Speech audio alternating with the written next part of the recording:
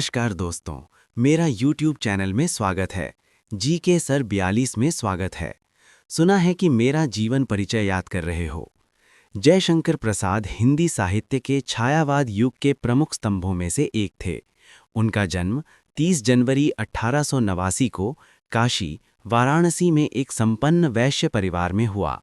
उनके परिवार का तंबाकू का व्यापार था, लेकिन बाल्यावस्था में ही माता-पिता के निधन के कारण उनका जीवन संघर्षपूर्ण हो गया। औपचारिक शिक्षा अधिक नहीं मिली, फिर भी उन्होंने स्वाध्याय के माध्यम से संस्कृत, हिंदी, फारसी और उर्दू भाषाओं का गहन ज्ञान प्राप्त किया। भारतीय दर्शन, इतिहास और संस्कृति का उनके साहित्य पर गहरा प्रभाव पड़ा। जयशंकर प्रसाद बहुमुखी प्रतिभा के धनी थे। वे कवि, नाटककार, उपन्यासकार और कहानीकार चारों रूपों में समान रूप से सफल रहे।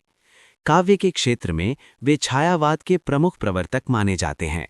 उनका महाकाव्य कामायनी हिंदी साहित्य की एक अमूल्य धरोहर है।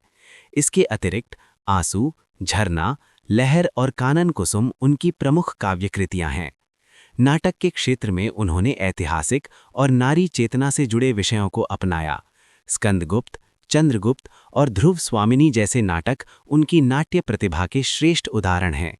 उपन्यासों में कंकाल, तितली और इरावती तथा कहानियों में आकाशदीप और पुरस्कार विशेष रूप से प्रसिद्ध हैं। उनकी भाषा संस्कृतनिष्ठ, भावपूर्ण और काव्यात्मक है। उनके साहित्य में मानवतावाद, राष्ट्रीय चेतना, नारी सम्मान और आध्यात्मिकता का सुंदर समन्वय देखने को मिलता है। 15 नवंबर 1937 को जयशंकर प्रसाद जी का निधन हो गया, लेकिन उनका साहित्य आज भी हिंदी पाठकों के हृदय में जीवित है। उन्होंने हिंदी साहित्य को ऐसी अमर रचनाएं दी जो उन्हें युगों युगों तक स्मरणीय बनाए रखेंगी। मेरा YouTube चैनल को सब्सक्राइब और लाइक और शेयर कर देना दोस्तों।